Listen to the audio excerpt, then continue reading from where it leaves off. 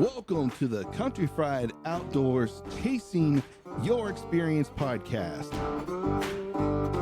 The podcast that will connect you to resources regionally and nationwide to engage them in open, honest discussions so that we can inspire the growth that you need to chase the experience you want.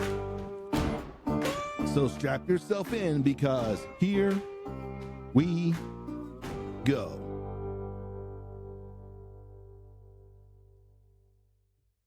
Hello, everyone, and welcome to another episode of the Chasing Your Experience podcast. I'm your host, Sean Smith, and we've got a special one on tap for you.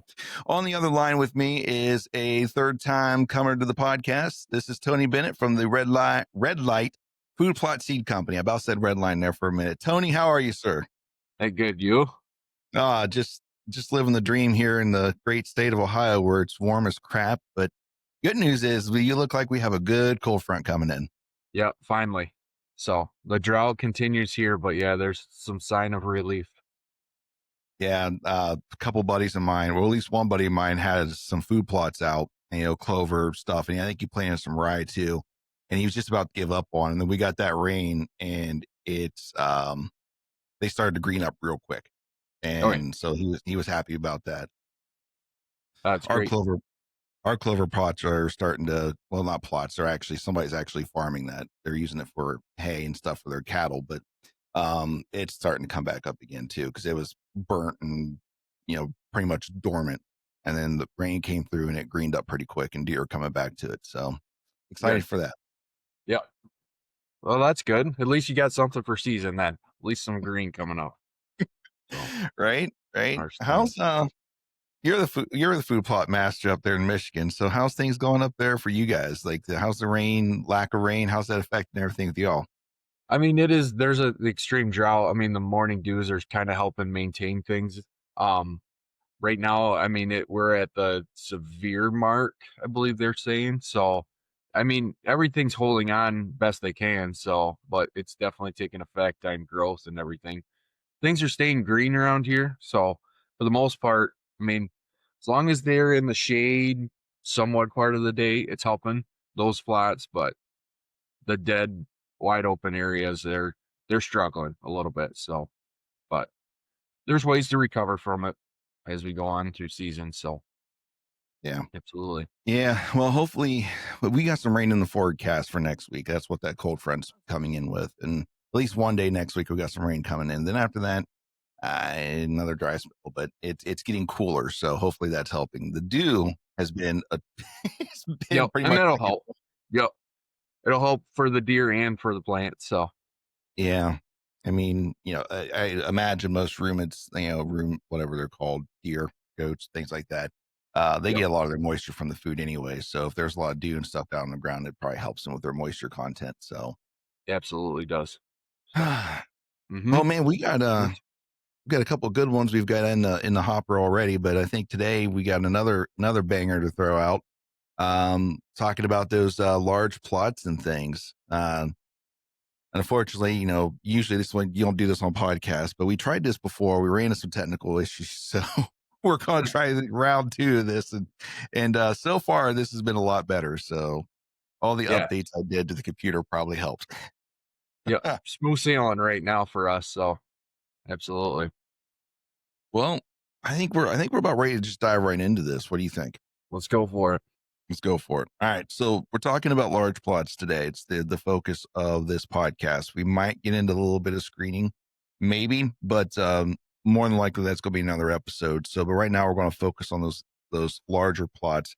And I guess the most logical place to start is, how would you define, or what would you define a large plot as? So large plot to me and myself is anything over an acre, because you're going to start to get into more area. Obviously, you need more area due to either the deer population, or you're looking to set up something for, carrying them through the winter, making sure they have all the nutrients they need to survive the winter. Up here in Michigan, it gets pretty scarce as you head up more to the northern part of Michigan. There's not a lot of ag up that way, so that's kind of the result of what they're doing up there is making larger plots just to, draw the deer in. It's going to provide like much more nutritional advantage to the deer, increases the deer activity to that area. Um, there's just a lot of, you know, winters are harsh up here too. So providing that food source, giving them enough food to carry them into the springtime then. So for fawning and, Mhm. the bucks to make it through the rut there. So there's there's quite a few advantages to having a larger plot. So, and those kind of like main keys right there is just nutrients, carrying them through, helping with survival. Big draws too. Mhm. So for areas that are scarce without ag. So Yeah, I was seeing that there'd be some advantages with a large plot, especially with in an area without ag. So here in mhm. Ohio, at least in our area, both farms that I hunt have some type of ag that's going around them. Um, the one farm, they kind of they lease a little bit of. When I say lease, they don't like lease hunting, but they have someone that pays them to come out and Least, farm. And yep. they usually do like a few strips of soybeans and stuff. Nothing I think that's actually going to maintain an actual herd of deer, but they do have Mhm. some. So that one's more one I think food plotting might be a good. A larger plot might work better, especially to keep it going year round. The Yep. other farm though, we got if we got full on crop rotation happening, but it's corn and then it's soybeans, then it's corn, then it's soybeans, then it's corn, then Yep. it's soybeans on both sides. And the funny thing is, they're never the same crop on both sides because think of it like a sandwich. Like you have, Yep. one crop is the top part of the bread, and then our Yep. farm that's your meat and cheese and all that there, and then you got the little bottom piece of bread on the other side. So the top and the bottom piece of bread are never the same. One dry, one sourdough. I mean, it's it's Yeah. always it's it's Yep. always changed. It's never the same one on both ways there. Yep. Um, so it helps us a little bit because we have that big food source there for Yep. the deer that will maintain them because some of them they wait till late Yep. um Cut them down to or harvest, right? harvest it. Yep. But even then, like you're not getting all of it. There's always remnants left behind, when they go through with the combines and stuff to collect Yep. those. Or, if they come in and try to make silage where there's always stuff left over. So for us, now this one farm that's covered on both sides, there is a large ag going on with clover there. So Okay. there is a farmer that comes in that he did sorghum for a while, and then now he's doing clover, and he just let the clover go again this year. So he's been cutting it for hay for his cattle. So that helps us out a lot. But I can see the need because in those during the winter, the deer are in that clover field like crazy, like Mhm. they all aggregate right there. And this is later because I'm assuming that most of and this will probably be a point you're going to talk about too, when it comes to those ag fields, why it might be important, even though you might be surrounded by ag to do a large plot, is because Yep. eventually those remnants is going to run out. Like Yes. whatever's left behind, the deer are going to eat them. The deer, the turkey, the birds, everything's going to get ate up eventually, right? Because that's the Yep. limited source. That's the same. You went out, dumped corn, and then left. And Exactly. once Yeah. Yep. once it's gone, it's gone. It's So gone. Yep. but as soon as winter hits and those remnants are gone, right, or very slim pickings, they're right into that. They're right into that clover, and they're digging. We don't get the amount of snow that Northern Michigan gets. I will be very honest with you. Like we Yeah. get a foot. Yeah. That could be the worst we get, Yeah. We right? get feet. You guys measure by the yard. We measure by the inch. Yeah. Uh, but they'll dig down that foot or so in through the snow to get to that clover. So Yep. I mean, I see that even though we don't maintain that as a food plot, it works. Yep. Where having a large food plot and stuff would be beneficial. So I Yep. know I talked a lot, and I gave you a lot to unpack there, because No, you're we good. started to talk a lot about what a large plot is, and then you started to go down the road a little bit of why it's beneficial. Yep. So I'm gonna give you kind of a chance to kind of unplug or basically unpack everything I just said there. No, I mean, the key thing to a big plot is having that reliable food source there for the deer in basically that area that you're hunting. I mean, most likely it's either going to be on some type of farm or some type of, ranch or some type of large area or guys that got a lot of acreage. This is kind of the setup for that, to having a big plot. So, our property is about 30 acres. We have our biggest plot. It's just a touch over an acre.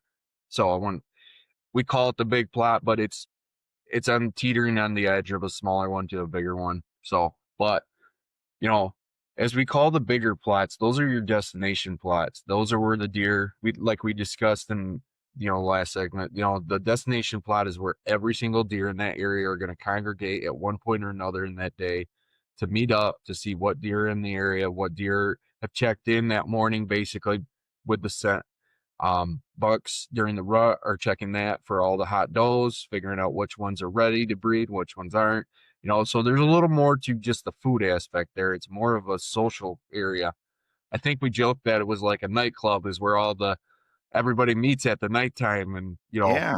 everybody's congregating, everybody's figuring everything out. So, and that's kind of the reasoning of doing that, is you want all those deer to congregate to the area. One, there. For as a hunter though, now you can start scouting a little bit more. You can start figuring out, okay, this buck's going to take this travel corridor to make it to this plot. So maybe I set up a blind over here or a stand over here, on an east wind. Let's say he likes to come out on the west end, and you kind of strategize because you see what's happening in front of you in this big area. So it helps with that. Um, with the big plot too, other than, the food and keeping them healthy through all the season, through the winter time and whatever. So what you plant too can kind of justify, what time they're going to be there, when they're going to be there. So now we get into big plots. So now corn and soybeans can kind of be in the discussion a little bit, just because you have more of an area. Corn needs a lot of area to grow, and I'm sure I'm going to say this wrong, but for every row, it's got to be like 16 to 18 inches spread apart. There's the whole pollination process of corn. So that's why you put corn in rows and spacing them correctly and everything. That's why farmers use planters to get the right spacing to get the best production out of them, so on and so forth. In the hunting world, you broadcast it and you can see what happens. So, and you'll get corn to come up, but the quality's not there. Yeah. So same with beans. Beans can be tightly together and so on and so forth. So, but I'm going to go back to your point that we were just talking about with the corn soybeans rotation. Do you know why that is? From There's something to do with like the nitrates in the ground or whatever, because Yep. soybean will put it back in, corn will take it out. Exactly. And that's why farmers rotate every year or 2 years between corn and soybeans between the different fields, because each one of those plants basically helps each other. So soybeans put the nitrogen back in the soil with the rhizomes and some other ways of doing that. But and then corn draws it out because corn needs nitrogen. So that's those plants. That's why farmers do the crop rotation. So it's a big benefit in that it helps corn Yeah, I got also. one. But yeah, you nailed it. So Yeah, I got one. um yeah, so and then corn helps aerate the soil a little bit just because of the deeper root system and the stalks and everything like that. So they help each other. So that's the main reason why you see the 1 year it's soybeans and the next 2 years it's corn. It's all based off of the soil and the testing that the farmer's doing. So now with a big plot, let's talk more food plot seeds that you would put in there. So a lot of people use rye and brassicas. Reason being is you can put more food in one area to last longer for all the animals in that area. Like you were saying about clover. Clover's awesome through the spring, that early fall, and as long as it's still there, the deer are gonna eat it as long as they can reach it. So Mhm. they'll dig for it, just like you were saying. It's Clover's a high ticket item there for all the deer. Turkeys love it too. Springtime, that's got a lot of bugs and everything. But Mhm. so the reason a lot of guys put like brassicas and grains and stuff, those are on the cheaper side to plant, which helps a bunch. You can get a lot more food in one area too. So you're because there's no more growth after you get that growth up, as fall kicks in and the frost kicks in and winter kicks in, you know, it's going to kill off those, um, not kill off the plants, but the growth is, um, terminated basically. So you want as much growth, as much tonnage of food as you can fit in that one area. So those Mhm. are always a great thing to plant to carry you through that wintertime, early spring. Once that clover starts regenerating in the springtime, once the soil temperatures get up, then you'll be back into, you know, your clover area where the deer are going to switch what they're eating. So, Okay. yep. So there's a lot more to large food plots than I think most Yeah. people think, because maybe this is my own ignorance. Hmm. Hey, sometimes just go out and, hey, let's just tear up some dirt and then we're going to plant all this, and then hopefully it's going to work out for us. And we see the photos on the, you see the photos and the testimonials on the bag of food that you buy, Yep. and you're like, this will work out great. But there's, like all things, there's a lot more to it than just that. And I think one of the crucial parts of it, like all things, is starting with a plan. So if you're coming to a new farm, or you're coming to an area, or you get to work, or maybe even decide you want to rework one of the farms you already have, or have done stuff on, what are some things you're looking for to plan these plots? So the biggest thing you want to do is how much work, how much effort, what area you have now. Basically, you pull up a map is the biggest thing I can tell anybody. This will go for any type of food plot. But if you Hmm. pull up a map, an aerial photo will basically tell you where's the thinnest part of your property. When I say thinnest, what is the most non-aerial coverage, the Hmm. least amount of aerial coverage, I should say. When I say aerial coverage, treetops, because you want as much sunlight as you possibly can get so the plants can get the right photosynthesis and everything like that to get the best amount of growth out of your plants. So that sometimes involves the removal of trees, because you got to get that sunlight down there. So try to find an area that the least amount of, disturbing the whole natural setup that you already have without affecting the deer movement, if that makes sense. Hmm. Um, Basically, once you get that established, then now it's getting on the ground and looking what's there. So basically designing out, this is where I want my plot. Now, when you do a bigger plot too, you're going to change some of the travel routes of the deer because you're creating a bigger area and re you're disturbing this big area that the deer have always known. So you've got to take that into effect. Okay. So the first year is more of a studying year. I mean, yeah, you're going to pull deer out and they're going to come out in the bigger plots and everything like that. But it's more of studying where they're coming out, you know, what winds are they? Why are they choosing this corner of the property versus, where I think they used to come out at? It's a lot of studying when you start doing bigger plots because you've done a big change to that area or that property. So with that, now that you open it up too, that you've now opened and taken some of the cover away. So now deer security, basically what they feel safe is now you've kind of redesigned it and it's more open depending on what you're planting. So you'll have to take that in a little bit of a effect of what you're trying to accomplish there. Um, you know, like once you get that and you've done your, seen what trail routes, everything they're doing, now it's really starting to put everything into play. Your stand locations, if you have micro plots, how you can design the deer to get them to walk where you want them to. Hmm. Um, in the sense of, this is the way I want them to travel. One, as a hunter, I want access, easy get in and out. And two, why do I want, or where do I need to set up to get the best possible shot?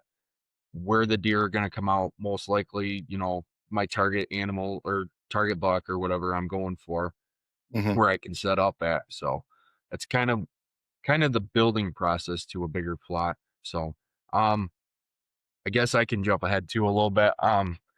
There's the design of a bigger plot too plays in a huge effect too. A lot of people just think, hey, I can just cut out a square, area, and this is where I'm going to set up. And sometimes that works great because where I would set up on a square, if I had a square rounded plot, or not a rounded plot, but a square plot, is the Hmm. corners of each side of the plot. Because what that does is cut down the distance between this area.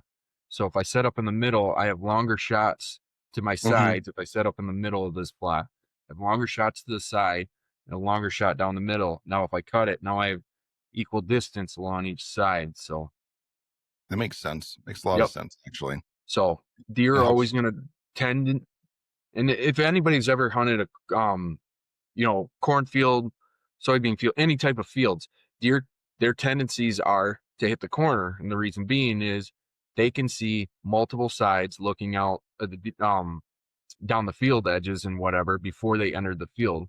So Hmm. that's why you see more trails coming out either at the corner or maybe 10, 15 yards off of the corner's edges or off the Hmm. cornfield edges or whatever edges, field edges. It's because they're basically coming out, studying what's out there first, making sure everything's safe.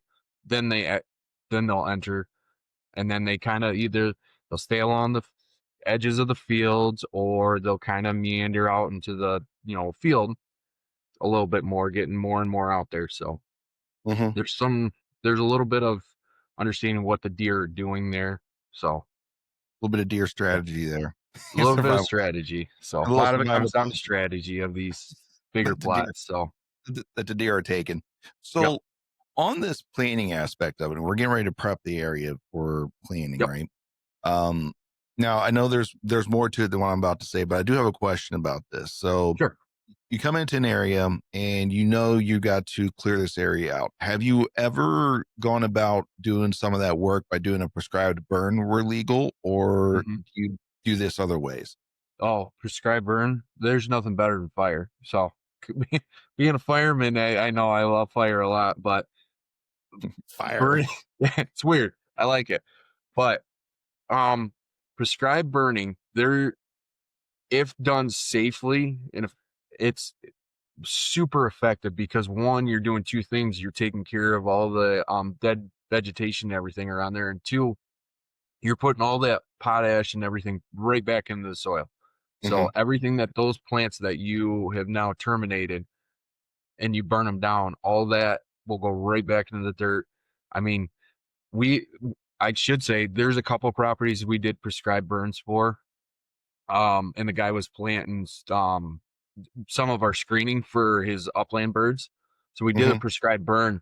As soon as we were done burning and some of the ash cooled down, we threw the seeds right into it. Reason we did that is one, well, it's easier planting, one, but two, that potash gave that plant nutrients right off the way. So right as that rain came, all the plant needed everything or got everything it needed, Hmm. water, all the nutrients out of that, the broken down, burned up debris. Hmm. And then it basically the rain pushed it into the soil. And I, I joked with him. I'm like 7 days later, he's like, I got green coming back up. And it's like, I mean, it was just because the seed was awesome. So that's why. So, but no, it's fire is absolutely a big, prescribed burns are excellent way to clear a lot of debris very quickly and put a lot more nutrients back in the soil. Okay. Absolutely. So, So it sounds like, so if I heard you right, it sounds like that one's even one of those ones you go through and you just said like, hey, cool. Now we threw seeds over top of it and we let it roll. mhm. Um, so I was going to ask, is this something you would go in and then till after that, or there kind of, it depends. It depends on the situation. So if there was a lot of debris and the fire only burned across the top layer of it, Mm-hmm. then I would go back in and till it. But because it was so thin underneath, because how tall the vegetation that we burnt off was there. Basically, you walked out, and if you could step on the ground and it was clear dirt underneath it, that was my signal to say, "Hey, let's just throw it in there," because the Mm-hmm. seed was going right on top of the soil right away without having to go through a bunch of other debris that was below. Yeah. So, but say you burned it off, and there's still, you know, there's still debris underneath it, like leaves and everything that didn't quite get burnt off. Hmm. I maybe running the disc over it or something like that would help, but for the most part, fire takes care of pretty much everything. Um, so, but I, it's definitely check to see if you can breach the soil Hmm. before doing all that. So, Right. yep. I And there obviously, The sorry, other obviously. thing too, the other question I get a lot from people are stumps too. Say you went into an area and you got a lot of area where there's stumps and everything like that, Mhm. and you're like, man, we cut these trees down. These stumps are going to be a pain. I just say leave them. Just go around them. Leave them up high enough so you don't hit them with a tractor or anything like that. But Yeah. try to take care of what you can. And the bigger ones, just leave them. So I mean, it's not going to hurt anything. You go around them. Mhm. So you have a couple, I don't know, 3, 4, 5 foot areas that nothing's being planted on. It's not a big deal. So Uh-uh. you're just going to use that to kind of stand on and look over it, and woodchucks and squirrels and everything else is going to utilize that. So Yeah. there's, and yeah, the other thing, I mean, where it's legal, and Michigan, you're not allowed to do it anymore. But I mean, you could put a mineral site there or a salt lick or whatever you wanted to do to start getting photos. Is just put them on Hmm. those stumps. Then you can start collecting data through all that through the springtime. So, but Yeah. a lot of questions on the That's- stumps, like, do I need to remove them? Do I? Not really. You just leave them. So the canopy is probably, I would say the canopy is more important than removing stumps and all that stuff. I mean, if you have the time to take care of them, I mean, you're just going to gain more ground for planting. So, yeah, but stump removal is hard. There's a yeah, lot that well, goes. yeah, There's a stump lot that goes. grinding's not cheap either. So, No, there's a lot that unless you goes got into your that. own, So yep, I mean, I might just I might just go out there and do a sculpture on it. Be honest with you, go out there, chainsaw, do those chainsaw sculptures. But yeah, if you're make a deer out, I'm kidding. I wouldn't do that. I don't have the, I don't have the time or the resources to do that. But well, yeah, I was going to say, yeah, you could just put your mineral sites on top of on top of those stumps, hmm, or it's legal, like you said. And somebody called me out in another episode who are, I talked to somebody from Michigan. It wasn't you, somebody else. I was okay, staying up, and they brought up the whole baiting thing. And like, oh yeah, they're going to let us bait this year, blah, blah, blah. I'm like, all right, cool. Well, I probably should have fact checked that before I started talking about it, but I didn't. And it's still being debated, I guess, there for you guys. I know the UP, you're allowed to do it, but the rest of the yep, state, I think they're still trying to hash out how they're going to handle that. yeah. The Upper Peninsula, just due to um the minimal amount of food that's up there. I mean, that's Yeah. where they I mean, it allowed makes that. sense. So, but It down makes sense. here, yeah, they're still working on all that through I the don't know. state and DNR and everything. So, They'll figure it out eventually. yep, I hope. It's not really hurting Yep, anything one way or the other. I mean, it's continue on or change it. I don't think it really matters because people are still doing it anyways. But yeah, it happens. So it still happens. well, So, it's still happening. yep, yep, But anyways, so prescribed burns. I've heard those before. That sounds like that's probably like, if done correctly and it's hmm, legal, probably a really good way of taking care of like that under foliage that, because I know yeah, oh some yeah, guys will go in there and they'll, well, so I'll give you the example here at my house, right?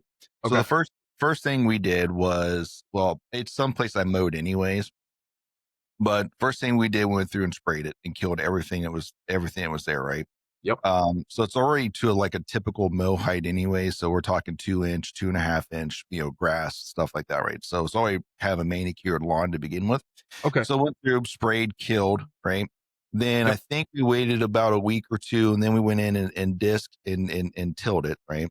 yeah, And after that 2 week period of he tilled it, or the guy I had doing this for me tilled it, and then I got a broadcast seeder. I went out there and I was out there cranking his broadcast seeder, walking yeah, yep, up and down through the plot, yeah, up and down through the plot for about an hour.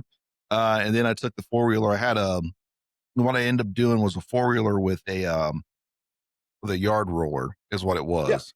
yep, And then I just lawn went roller, through just, well, I just went up and down through it just to push just to make good, soil to seed contact, yeah, and then yep, just let it go. That's pretty much, to me, that's what I think this process looks like. And but the fire kind of like, I think fire would be a really good idea. I couldn't do it here, but fire would Okay. probably be a good idea. But is that your typical approach towards that though? Like, is it something you go in, you kind of mow first or brush hog first, then kill, and then till, and then plant, or what's the typical thing you see or do? Tilling is basically the most typical thing I see amongst everybody. One of the bigger things too with that, tilling's a good option, and if you have the resources and the equipment to do it, Mhm. it's great. And, you're going to get a better seed bed and everything like that.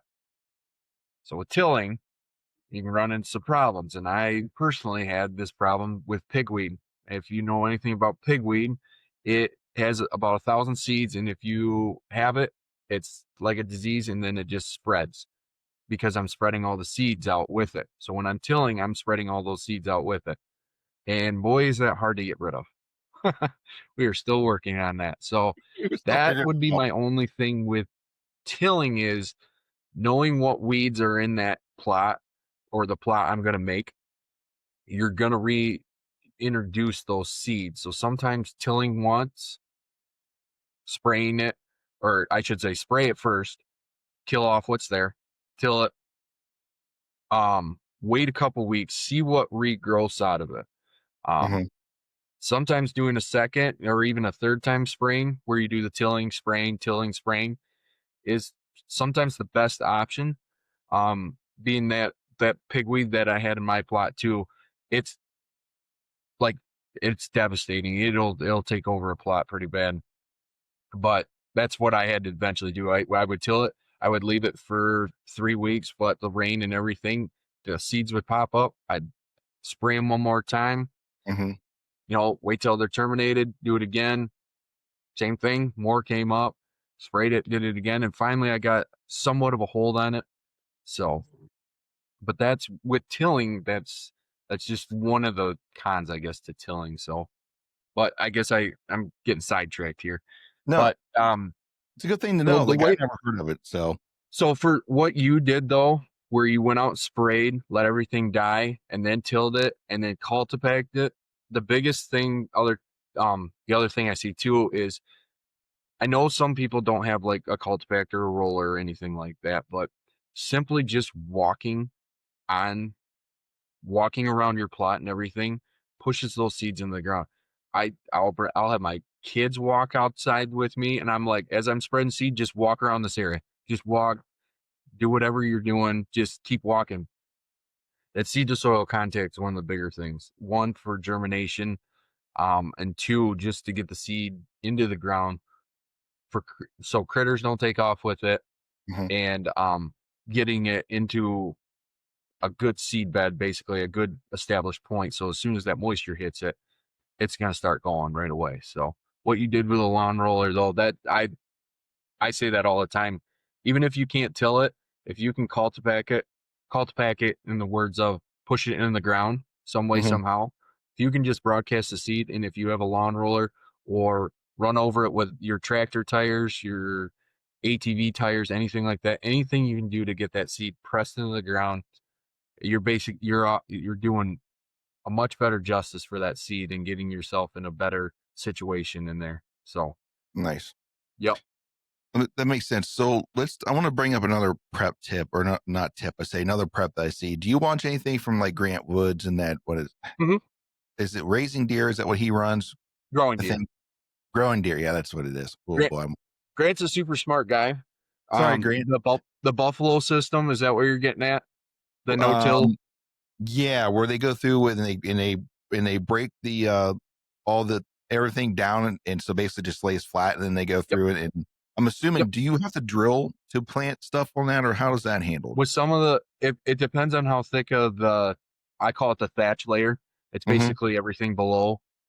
Um, if that's super thick, you're gonna have to find some way to drive the seed into it. Mm-hmm. So cultipating alone, you're gonna lose some of your seed that you put down just because it's not. Even if you ran over it, hopefully it shakes it down enough where it fell through that Mm-hmm. thatch layer. But the concept of what he's doing is basically he's creating a greenhouse effect to it. So imagine like a mulch layer like you would put around your house and everything like that. If you put a mulch layer down and the seeds below it, it's basically setting up in a greenhouse. You put a little moisture to it, and I mean it's in the most humid moisture environment, and that's kind of what he's doing in their style. They call it the buffalo system or whatever, I don't know, but basically they're creating a greenhouse effect for that seed to make it, you know, have enough moisture. The moisture is retained Hmm. into all the dead thatch and everything like that. Um, you know, it's got to go through its process to get through, and then once it reaches the sunlight, then it can go and it works. I've tried that and it works. The problem is you got to get that seed down through all that thatch layer to the dirt to make it do that. So, and Hmm. that's why they drill a ton, Okay. because they can drive it right into this dirt and they give it the absolute best environment there for that seed Yeah. to start going. So, and Seems like go ahead. seems like it makes sense too, like on trying to keep up with soil quality too, because I know there's Mhm. some debates about, you know, how much we till the soil and how that releases stuff from the soil when we till it, and then this no-till method helps to build. I think I've heard him say. Now I can't give the exact numbers what I heard him say, but I think he's come up with this strategy. He's said that he's actually built a good quality soil base Mhm. by doing this. Like, and I don't know where I heard it from or how much we said, the like inches of good soil base because of this Yep. method in a shorter period of time than would be through other methods. So, Yeah. I mean, it is something to consider, but you made a valid point is that you have to get seed to soil contact. And, and if you have the implements to drill or something to do, it might be beneficial. It's something to look into for Yes. seriousness. But Yes. so yeah, 100%. I didn't know if you had any experience with that or not. So I was curious. No, so we've done it. So I have a drill. I don't use it very often just because of the aspect of it. Takes a long time to calibrate, and I have to do so many different varieties of seed and stuff like Yeah. it takes a long time to get that set up. So Mhm. I've found, it's easier if you were, burning helps a ton, and then broadcasting and the cultipacking is, I so far that's money in my eyes. I mean, give me more fertilizer without paying a dime. So Mhm. other than, spraying it and everything, my time. But if I'm gonna go out there, like if you're going out there to spray glyphosate or whatever, so Roundup is glyphosate, but Yeah. basically going out there and spraying it. Now, if you have everything still up, the other option too is, so you have all the I'm trying to think of like yellow rocket. There's different styles or different weeds out there. They're thicker bases or whatever. But when you look, if you're standing above all that stuff and you look down, you can see dirt. The other suggestion I have for people too to do that greenhouse effect is, before you do anything, after you sprayed the plot and done everything like that, broadcast the seed over it, then run it over with your roller, because then you've created that um, um, greenhouse effect per se, and you're crushing everything down. I know I know his name. He kind of does that with buckwheat, and buckwheat's a good thing. Whitetail, gosh, got his name right off the top of my head. He does that, and Okay. it works. So, and I know why he's doing the same. They're all kind of doing the same thing, just different ways of doing it. Mhm. But he plants buckwheat, lets the buckwheat comes up, terminates it, spreads the seed, and then runs over with a cultipacker or a lawn roller or something like that. And it's Okay. the same thing. He's just adding the moisture effect right instantly. He's adding the thatch layer. It's the same concept. So, but doing it with weeds and everything like that, spraying it. Every weed has moisture in it because it's got to survive that way. It needs water. Mhm. So, um, it's easier just to spread the seed and then roll over it. But like I said, you always got to take into effect what's below all those weeds too, all the dead stuff, all the leaves from last fall that are all Mhm. decaying underneath, and all that aspect. So Yeah, That's because something where you got to just pay attention to what you're planting into. So, you need that soil to see contact for it to germinate correctly. yep. Um, so so with the sprays, hmm there's generally a period of time you want to wait before you plant, because I think it's still that is it because the spray technically is still active and it needs to break down, or what's going on there? So so I've heard and I've seen Okay. studies of the effect of, 2,4-D, um, glyphosate, all that stuff. So Hmm. I'm going to try to break this down in the easiest possible way possible as I I appreciate that. possibly can explain. Okay. So for glyphosate is Roundup. That's the generic name everybody knows it as, but glyphosate is the chemical name.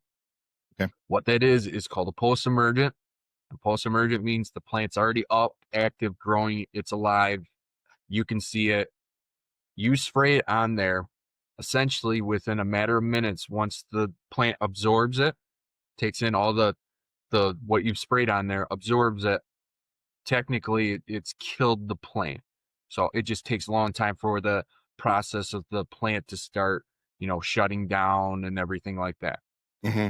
So when doing that, I've seen a study where they did it, where they planted immediately, or I should say, they put the seed down, they sprayed everything.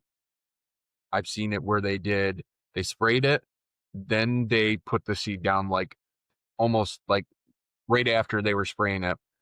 I've seen it where they did what everybody else does. They wait a day or two and then they plant, they spray, and then they wait a day or two and then they plant. And I've seen where they let everything completely die on the top and then, it plant it. So in Hmm. that study though, when they did this, put the seed down, then spray, it terminated like 75% of all those seeds they put down. So essentially had a effect to it. Hmm. So being that it's post emergent, they say that it's not going to, but what they did, it showed that, hey, if I spray on there, I mean, it's a chemical going on something that you're trying to kill. Hmm. So it doesn't make sense to me. So now the spray or plant it while you're planting while you're spraying. If you didn't have a drill or some plate or some way to protect the seed, so Hmm. farmers will do that too. If they need to get crops going quick and they've got a heavy weed layer on their drills, they'll put sprayers in front. Why that works for them is they can drive the seed into the ground as they're spraying, and they're protecting that seed as the Hmm. sprayers are going over and terminating everything on the top. Makes That's sense. why that's effective. Okay. Um, so broadcasting it like you or I or anybody else would do, like with a hand spreader or whatever. So your buddy's going over and spraying it, and then you go right back in and spreading it. Well, as those seeds are falling down, they're hitting the chemical that you just sprayed on the plant. Hmm. So right there. So now they were saying somewhere at 50% roughly of all the seeds that you're putting down was it just didn't grow, or they had a deficiency to the plant where it didn't effectively grow well. Okay. So now the best one I've seen so far, if you're in a rush, is spray it, give it a day or two, then go out there and do it. That's been it's the fastest, most effective way to do it. Obviously, if you spray it, let everything die, give it a couple weeks, then go out there, you're you'll have a better seed bed per se Hmm. because everything's already decaying down and it makes it easier for you, you know, to rototill it, till it up, all that stuff. That stuff's already breaking down in those couple weeks. So it's easier for you to get that better seed bed established. So waiting a day or two and then doing it, you still got some green in the plant. So if there's clovers and everything, there's big root balls and stuff that'll probably it'll be it's manageable if that makes sense, but in the fact of you're going to be fighting trying to chop up all the green that's there to get a good seed bed developed because Okay. you have to you're going over grasses and everything that are still alive. It'd be like going out in your lawn right now and trying to till it up. It's going to take a lot longer.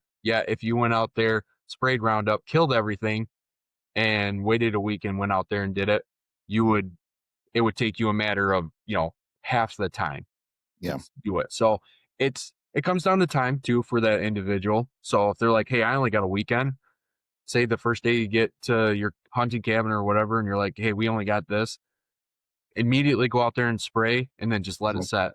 And then maybe the next day or the next afternoon, then go out there and start tilling. But like I said, it'll be difficult to break all those down because their plants are still all alive there. So Yeah. I mean, the best overall option, wait a couple weeks, let those plants break down. Easier to till, easier to get everything established and there. So Yeah.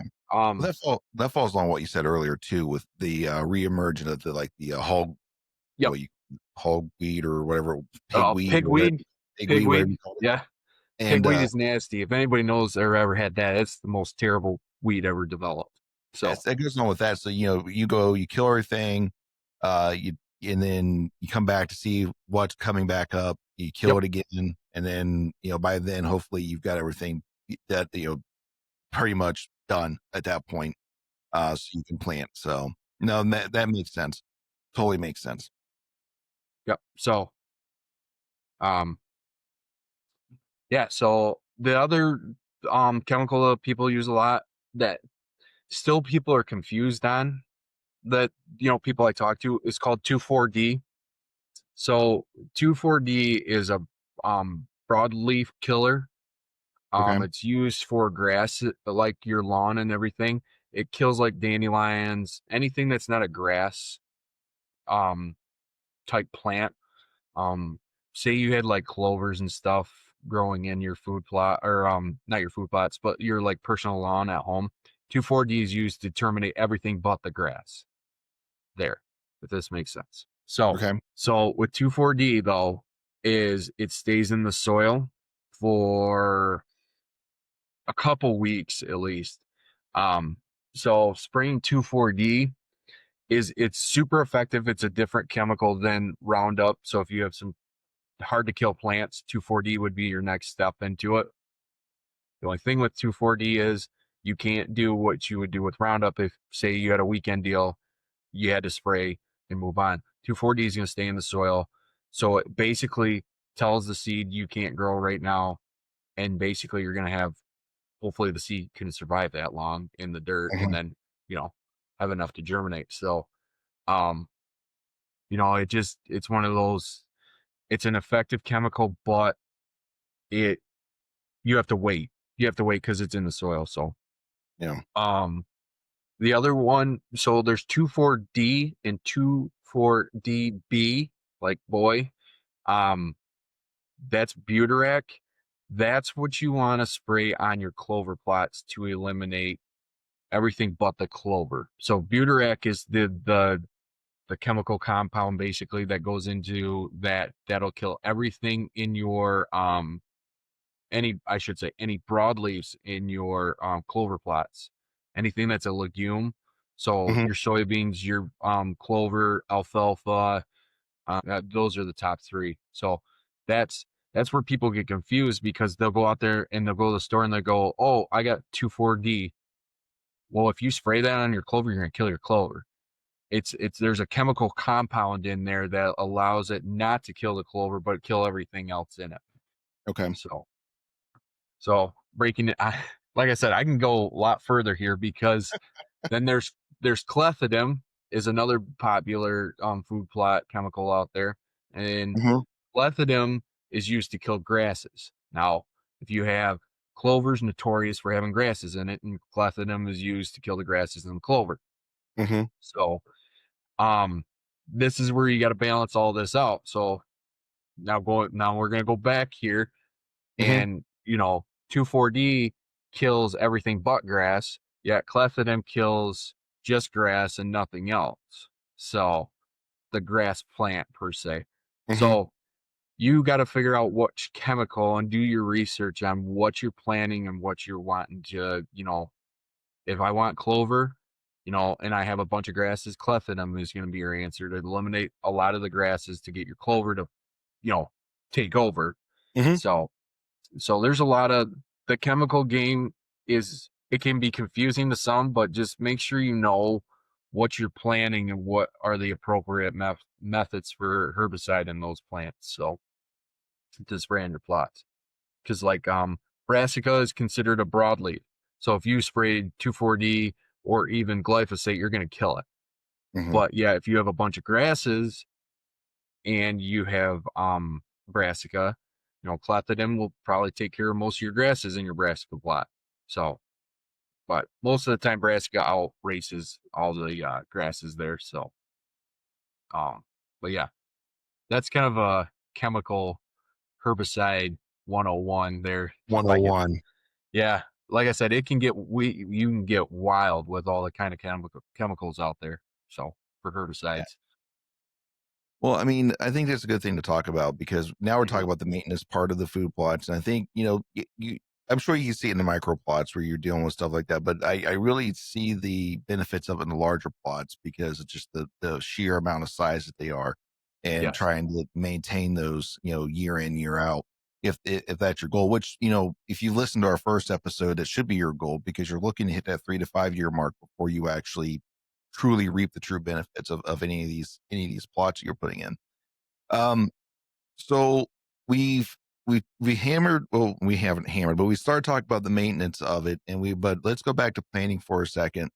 Hmm. I know we've covered this in previous episodes, but I think let's start with square one. And then when I say start with square one, we can just kind of touch on it. We don't have to go deep in the weeds of it, but square one usually starts with doing some type of a soil test, right? Correct.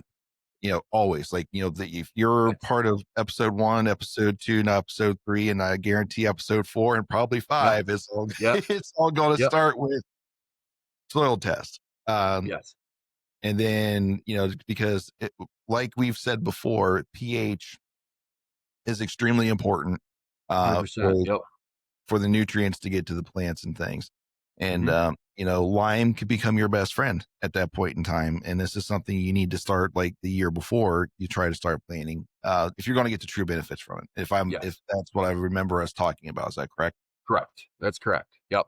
If when in doubt, pH, I think is probably one of your biggest things that you have to fight first. So, and that starts, planning starts first. And then once you get on the ground, I mean, pH is the number one thing is correcting the soil because if you don't correct it, you're basically going to beat yourself up the rest of the process, wondering Yeah. why things aren't growing, so on and so forth. So, Right. but yeah, You're wasting nutrients at that point. you're Like you can wasting, go, yeah, you wasting money can and wasting nutrients all the way around. So, go, yep, you can go fertilize the crap out of it, but it's still only like if it's not the pH isn't right, you're only getting a percentage of that of per- those nutrients, as you correct. stated before, into those plants. So it's Hmm. you're just wasting time. Yes. You're wasting efforts is what it is Yep. essentially. So, Yep. start with a good base, start good, and then move from there. So, anything else we need to talk about when it comes to like planning or the exact prep? Because we've hammered a lot, when it comes to like, how we start with a prescribed burn or we Yep. do with the Buffalo method from Grant Woods and them, Hmm. or a version of it, or we go the typical kill and till. Kill and So till. Yep. So, I mean, we've covered a good bit of that and talked about clearing out areas and things. Um, Anything else you want to touch on that before we shift gears and go towards next?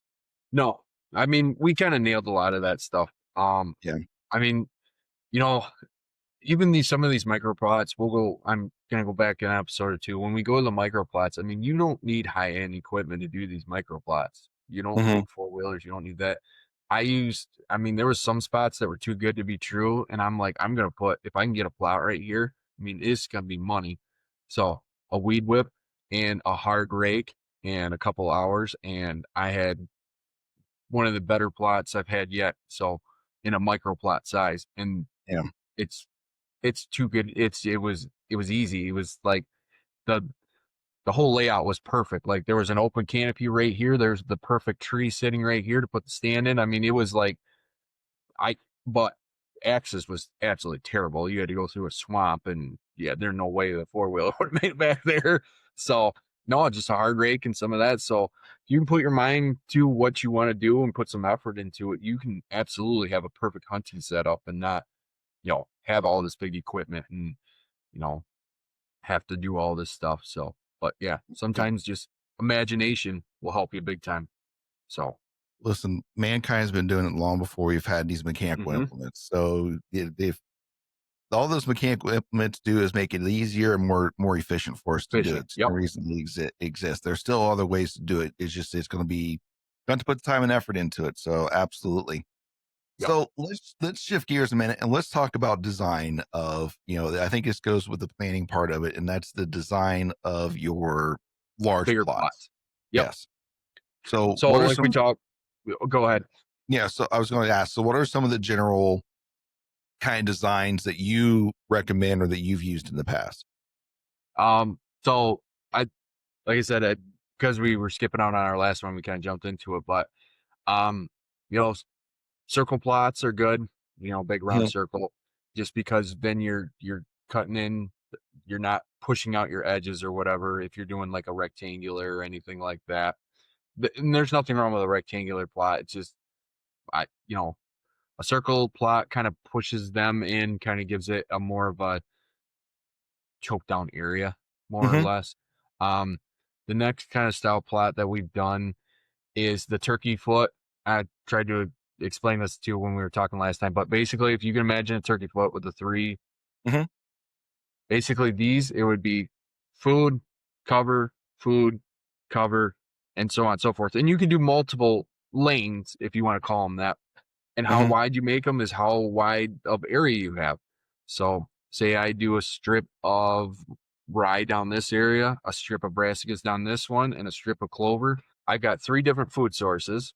And like, you and I, we don't eat McDonald's every single night. We don't eat steak dinners every single night. I want this one night. mhm, So if you give them that variety and you have those lanes, basically, okay, so every night this buck's been eating at the clover plot, I know to focus on this area more. Or, later on in the gun seasons or wintertime, they're going to focus more on the grains over here. So you gave yourself multiple different food sources. So depending on what that deer's feeling like they're going to eat that night, you mhm, provided all that. So, and it helps too with those lane ones too to give them cover. Because the one negative thing about having a big plot too is it doesn't deter bucks, but it makes them more nervous to come out in the daylight time out to these destination plots. Bucks don't get big for being dumb. So mhm, they're smart. Nope. They watch the little ones go first. Moms go out there next, and the bucks will hang out on the edge until it's dark, and then I'm safe to go because I know I'm safe. So that's the only disadvantage I can. Well, I shouldn't say the only, but one of the major disadvantages about having a bigger open plot. There's ways to fix that, but the overall thing is if you got a big open area, that makes bucks super nervous to come out in the open because they're um basically their minds are telling them you got to stay safe. So those lane plots like that are a much better idea because they'll pop out for a second, go into cover. They feel more secure going out into these plots. So okay, that's why we have that design for some mhm, plots in some areas, just because it gives the bucks more of a comfort feel. So right, the next one was I've only done a few of these, and it's just based on what the property set up, but it's the hourglass, uh, smaller plot at the bottom that mhm, feeds out into an open one. mhm, So that one there was set up because we wanted to design it to have that comfort feel of a smaller plot for the bucks to kind of hit that first, then they mhm, could go out to the bigger one. One to give the guy a better shot at or a better chance at pulling a buck out into the open because where they were hunting it was thick. It would be hard for even a rabbit to walk through here. It was so thick. mhm, So, but it gave that chance for that buck to come out in a smaller area, still feel secure yet, you know, could eventually make it out into the open and see all the other deer that were in that on that property. So mhm, with that, so then stand placement basically in that hour thing, we put stands on each side based on one direction. So and that was the key to that property. So um overall, a lot of the times guys are like, I need to have these big open fields, and it's cool, and I get what they're doing, but the security aspect's not there. And then, that's when you start getting into screening and everything like that. And, Tony LaPratt had a big discussion about this, and sometimes you'll see it on like some of the hunting things or whatever, but I listened to that one, and it made sense. So if you were to screen these bigger fields, you're basically creating he called them rooms. Basically, you create rooms, Mm-hmm. basically it's sections of these plots. You're breaking it up so the buck can't just look out there and go, oh, there's that hot doe, he can scurry out there because he can see her. But yeah, Mm-hmm. his explanation was, if I went behind this curtain, I could hear all of you and see all of you in the crowd, but I can't see you. So how do I go? I have to go around the curtain to see you all. Mm-hmm. Like, well, that actually made kind of sense. So it was so easy. It was like, well, why didn't anybody else think of that? So it was like, okay, now let's implement this. So we tried some of that too, and it works. That 100 the screening thing 100% works. Where you can carb blah blah blah, basically make these rooms. Mm-hmm. Oh, so it forces the buck to move and check on the areas. It also helps with does too. If you got a high doe population, it takes stress off of those too. So you don't have, like, in bigger plots too, does family up per se. Like Mm-hmm. you probably seen in the woods where, like, there's this certain mom with the little ones, and they might get another family to kind of join them, and those are the ones Mm-hmm. that always are together. And then there might be another one, and then they get out in the fields and they do not like each other. So No, especially when, yeah, when fawning happens, yeah, no, that's they not do good. not. So they do No. not like each other. So that's another reason to develop all that. So Yeah, yeah. Deer are not a herd animal like elk and stuff. They do not. They don't like to herd mhm, up. They're mm, more of a solo animal. Break down into family groups, like you said, and yep, they're small. Um, mhm, even so, when you go out in these large fields in the wintertime or whatever, and you see these large mhm. gathering of deer, Herds, yep, herd, what we call herd. That's herd, yep, okay. Fine, I get the term, but yep, technically that's a lot of family groups that just come together and they're yep, just barely yeah, tolerating each other because there's plenty of space for them. Because well, I've yeah, seen this. I mean, we've all seen yeah, it. So I run a.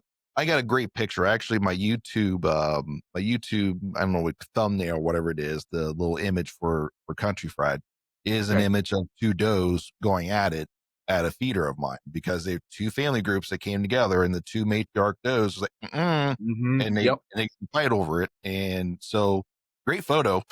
But I get it. They do not like each other. I think they're worse than bucks, to be honest with you, because bucks will batter up, take care of each other, yep, during the off season. Does is nope, round one fight, doesn't matter yep, when. yep.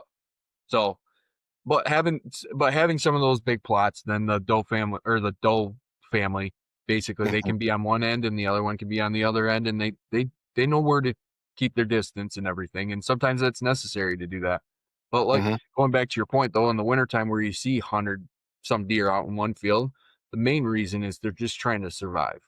right. Just because they're running out of food. They know all of us, and it's just basically they're gonna go out and continue to survive. So that's why you see those big, like you said, multiple doe families out and all in one area. It's just they're just simply trying to Mhm, survive on what food's there. So, yeah. yep. So let's talk about let's start diving down into each one of these little designs that you've talked about. So Okay. let's start with a circular design. Hmm. And so let me just throw this out here in my mind, right? Okay. So let's say I'm looking at like an acre area that I want to do, or a little over an acre that I want to do the circular design in, right? And Yep. in my mind, I'm already thinking, I'm thinking about planting like different things, in this circle. But what I'm thinking, because of being a bow hunter, I'm thinking, all right, so 0 to 20 yards, 0 to 10 yards is this, and then 20 to 30 yards is this, then 30 to 40 yards is this, almost like a built-in yardage marker for myself as a bow hunter. Yep. That's what I'm seeing in my head. Now, whether that's right, wrong, or indifferent, I have no idea. I'm gonna let you talk on that, No, but that's what I'm seeing in my head. about planting different things and you using that as your yardage markers type thing. Absolutely, Yeah. What absolutely. what why wouldn't that work? I mean, if you could do your first 20 yards up to your bow stand and a half moon shape on your property. So you did a half moon shape of clover that you know your farthest point's going to be 20, 25 yards. Hmm. Do grains on the you know, I'll do another 20-yard portion of that half moon circle. So you'll know in your mind if that deer's here or midway into that plot, you're going to say, okay, so you did your grains from 20 to 40 yards. In the middle, good guess is 30, right? I mean, Hmm. you're simplifying what you're doing. So, I mean, that's absolutely a great aspect to look at it. Hmm. So, but nothing says that you have to do, you know, all clover in this plot. You could Hmm. split it up down the middle. So a circle, I'll go back to that too. Say you take screening and you put it 10 yards wide and you split that in half, Hmm. put one side, put clover, other side, put brassicas on. It all depends on what night that buck wants to come out on which side. Then you know, okay, based on wind direction, I can sit in this stand on this side or on this side of it. So, and if you put it down the middle, you're gun hunting and it's only, 70 yards to that far then and 70 yards to that far end. I can hit anything from the stand. And I've split the plot in half. I've Hmm. got screen, so deer have to be moving around to see each other. I've got food sources on both sides. I mean that's an option for the circle if you're doing a circle plot. So and that thing that you could do that for a square plot too. Is just Hmm. utilizing those screens and just basically making different compartments or Yeah, rooms or whatever you want to call them. But if yeah, you make it so you can see it from the stand, yet the deer can't see each other on the ground, that's what you're ultimately trying to accomplish. yeah. So, yep, No, that makes sense. So let's if you're doing running a circular, I guess it really depends on the size of the plot itself. When we look at the yeah, circle size, right? Where where would you place stands on this then? Like I know wind has a yeah. part plays in all this, but generally speaking, where are you looking to put stands at on a circular plot? What's the best advantage?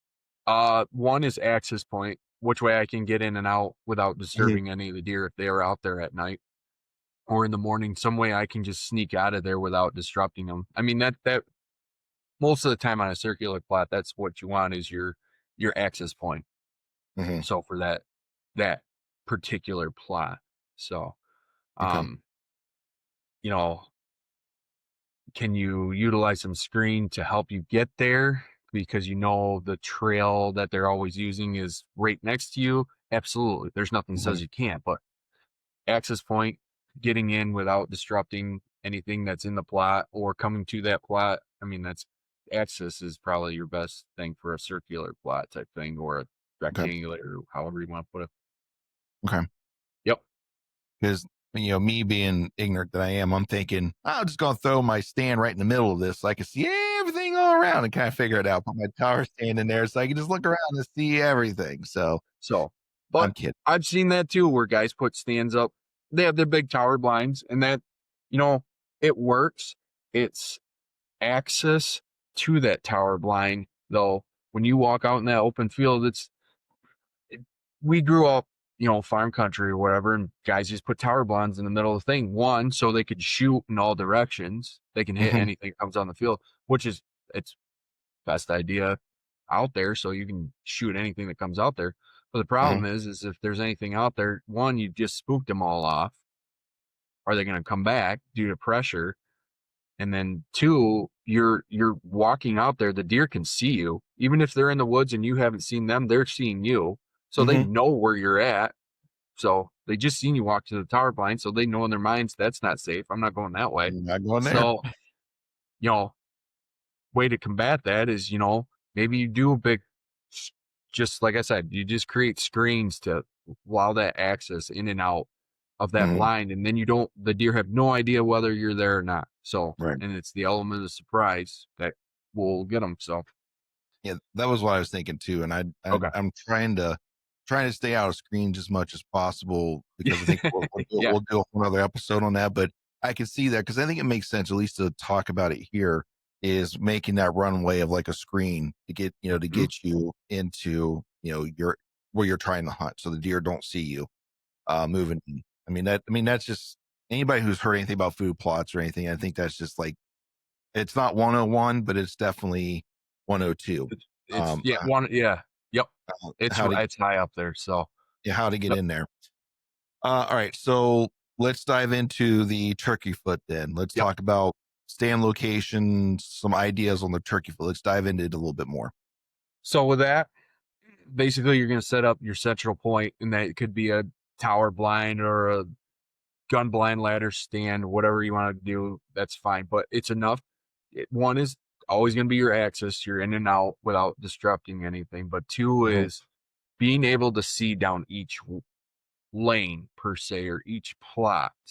Now people are like, well, how far do I go? Well, that depends on your shot. You know, can you mhm, shoot 50 yards with your bow? Then make it 50 yards long. Each one 50 yards long. Can I rifle hunt? You can make it 200 yards long in each direction. mhm, It That's up to you as a hunter. What you have to figure out is distance, how wide I want them to be. That's that's entirely up to your space and your abilities. mhm, So now with that, now the turkey foot's kind of basically, or the however you want to put it, the lane shooting one is mhm, more or less for you can utilize it for bow hunting. I mean, obviously your plots are going to be smaller because you want your distance closer, but for gun hunting, it's ideal.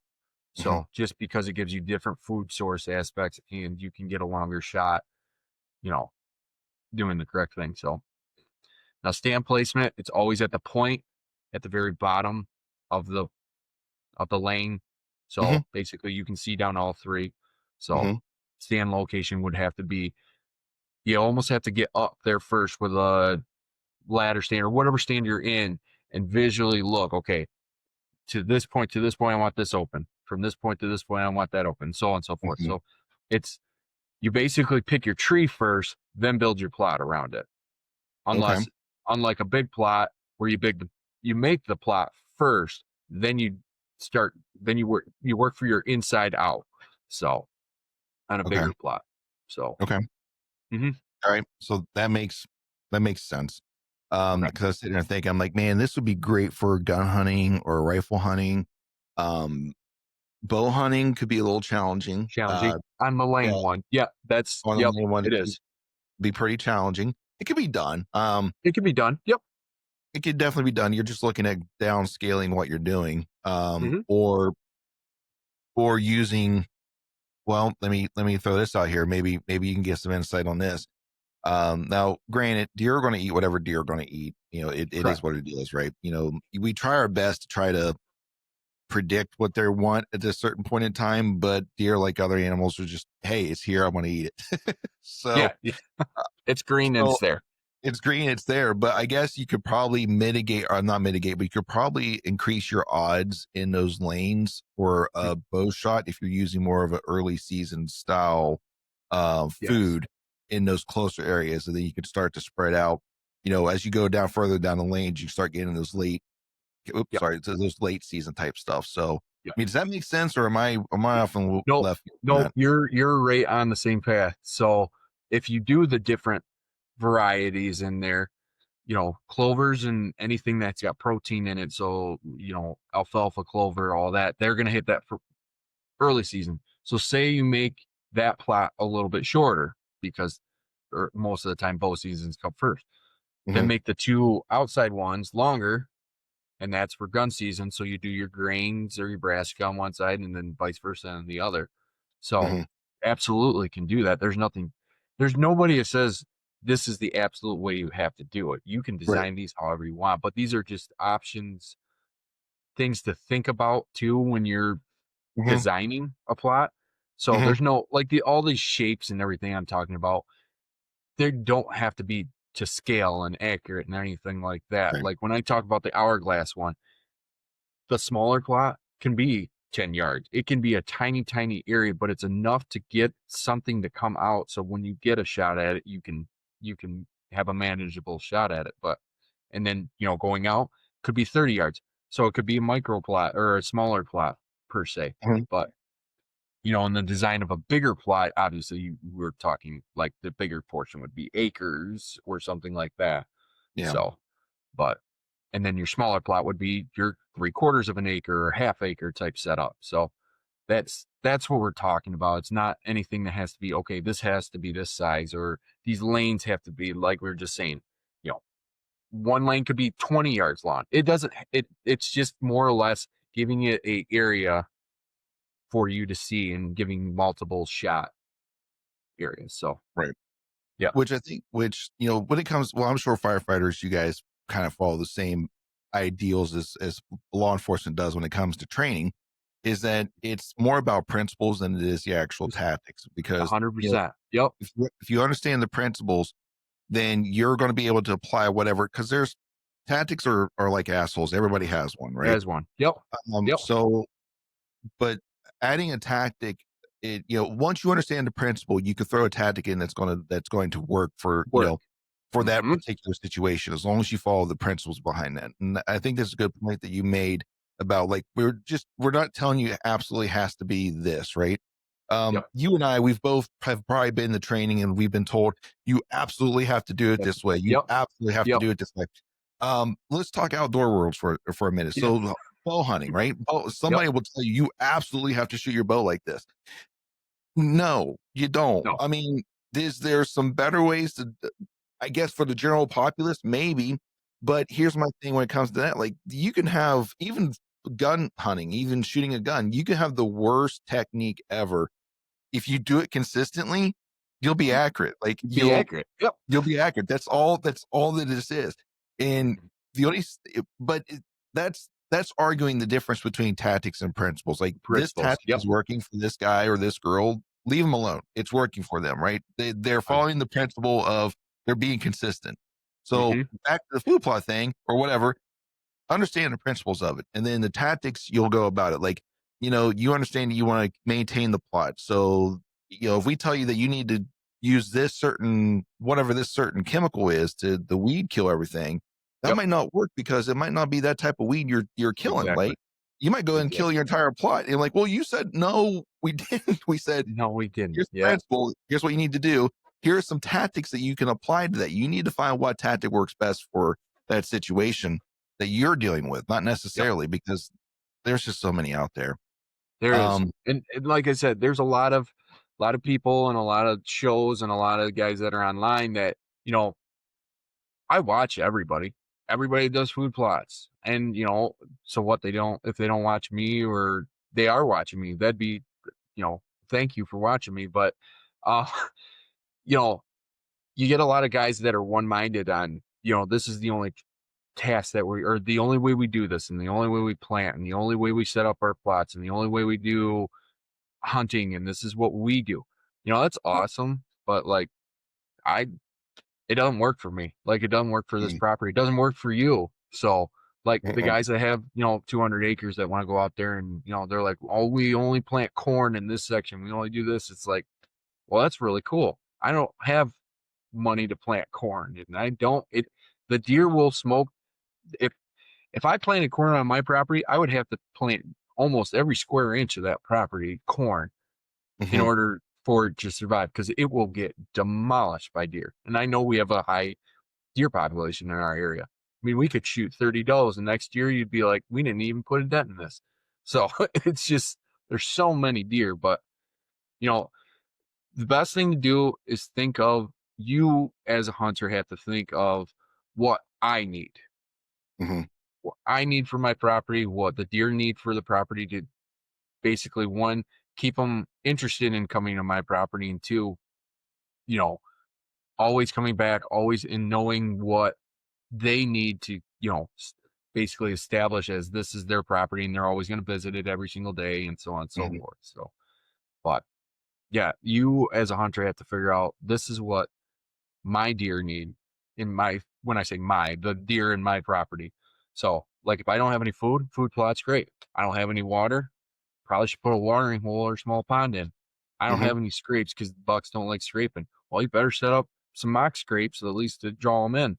mhm. It's so thick on my property, the deer can't walk through there. get the chainsaw out, start mowing some trails down because they're going to take it. It's simple things like that, but you do that to somebody's property that like all we've ever done is it this way, and then you give them that, hey, try this once or try this once, or design this or sit in that stand or that tree over there instead of right out in the middle of the field, and you'll watch, and all of a sudden they'll be like, wow, well, our success rate just went up Mhm. big time. So I can't tell how many times I've gone through and cut a trail out just for our access, and then the deer start using it. I'm like, something for you and they like it. Yep. like, hey, this is great. Yep. I don't know who did this, but this is great. Great. Like, Yep. tell It just Betsy, showed up out of nowhere. hey Yep. Frank, come see this. This is awesome. Yep. I'll take you right to that tree that's shitting corn. Yep. It's awesome. It's awesome. Every day there's corn here. Every day. I don't know where it's coming from, but it's here. Yep.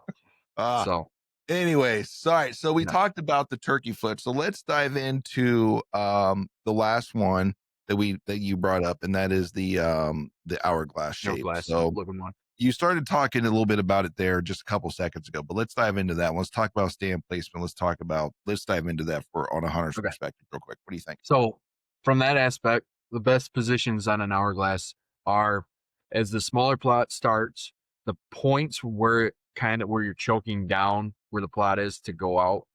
And when I say choking down, it's basically the view of looking out towards the bigger plot per se. The bucks can come out there and stay in that smaller plot. Plus they can look out to the bigger plot. Those points is just like a funnel. It's just like anything like you would use for a deer trail. Anything that funnels them into a tighter area, that's essentially where you want your stand locations at, because you're choke holding them into a certain spot to give you that better shot opportunity. And it's forcing the deer. Deer are late. So we'll go back to just the mowing the trails thing. Deer are lazy. If you give them any easier route, they're gonna take it.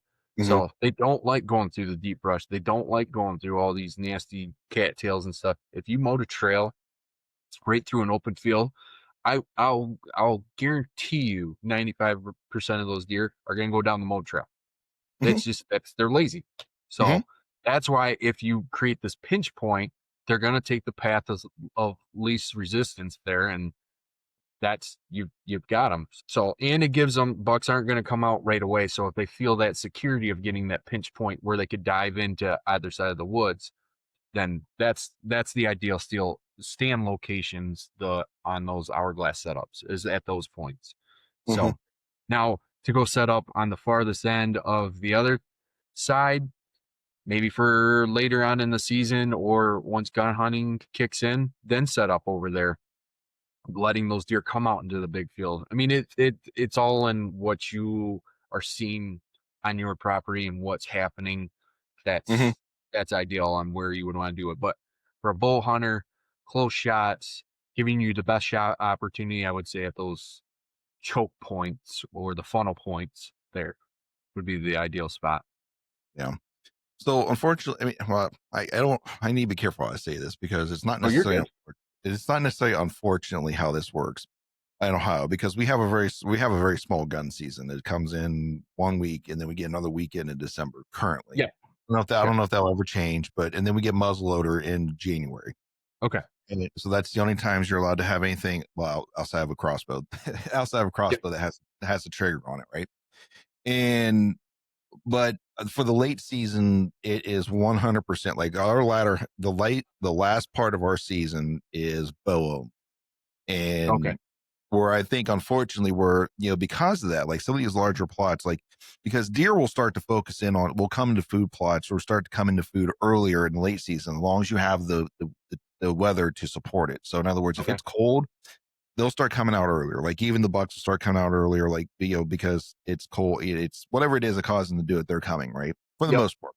However, security is over everything. Well, not over everything, but security is a big part of their life. So if they're pressured off something, they won't, I don't care what the weather's like, they won't come to it if it's daylight. They know, they're not dumb. However, if unpressured, they'll come into, earlier time. So case in point, like last year, we had some decent weather for our late season. We had some snow, not a lot, but some snow, but we had some cold temperatures. So you can go out and hunt those evenings, and you have a good chance of a good buck coming out during the daylight during them because they're Mm-hmm. coming into the food, right? Um, the problem is with that is now you have to deal with all the eyes that are out there because now you got does, you got everyone out Yep. there, and you're dealing with all Mm-hmm. those eyes, and you have to make sure the wind direction is correct and stuff, but we're strict to the bow. So they got to be Okay. close. So if I'm Yes. sitting in, say, if I'm sitting in this hourglass thing, right? If Yep. I'm sitting in this larger part of it, there's a good chance that I'm gonna be looking at deer. I mean, here's where strategy has to come in, where you have to identify where the deer are entering in at, and then set up on that to make sure that you have a chance of them coming into that field versus Correct. trying to catch them once they're already out in the middle. Mm-hmm. So Yep. but I can see where if we had a longer gun season, I'm not advocating for it. So everyone, don't roast me in Right. the comments. Because this will Ours. probably end up being one of the one of the shorts that end up Yeah. No, coming up. that's Don't roast me in the shorts. I'm not advocating for it because there's a reason why our gun season is the way that it is, and it's how yep. we manage our deer herds. Yep. Um, and I don't And want it to that's be. I don't want it to be anything different. I don't. Mi- I really don't. Michigan's gun season's too long. So, and that's my personal opinion. They put an Mhm. extended gun season, and it's too long. There's just it puts too much stress, and I know Michigan's got an over doe population, but I think there's better ways than to tell everybody, hey, we're gonna extend gun season, and you just keep shooting does relentlessly. And yes, you do need to harvest does. So, you know, QDMA classes I've gone to, Mhm. studies that guys have been doing. You absolutely have to harvest those, but to extend gun season, put more pressure on the hurt or on the deer. I don't. I'm not in total agreement with it. No, our bow season is almost a month and a half long. I mean, we got a long time to bow hunt. So, Oh, but you when it's you when know how it's long ours 90 are? degrees outside, there's not a lot of people out there. So, You know how yeah, long our bow season is? th- I have no idea. It So, comes and in I have, September. Comes in the yep. last Saturday of September. It goes out the first Sunday of February.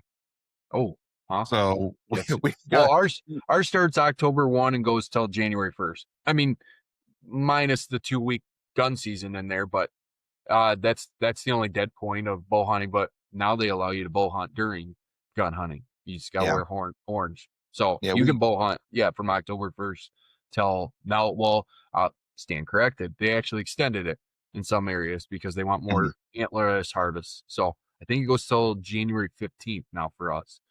So for So bow hunting aspects.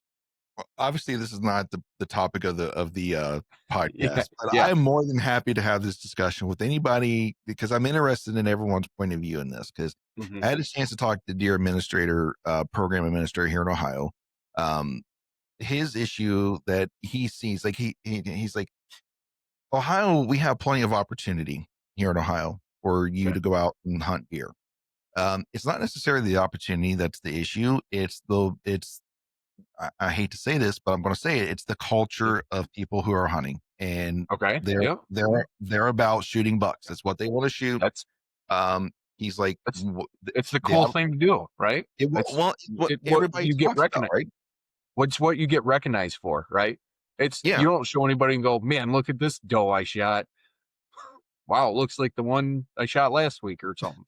Well, I mean, I do. I mean, like, look, what the big deal I shot at the end of last year, that last season I was telling you about, that season when I had a buck come in and he winded me, but I got an opportunity to just huge doe, man.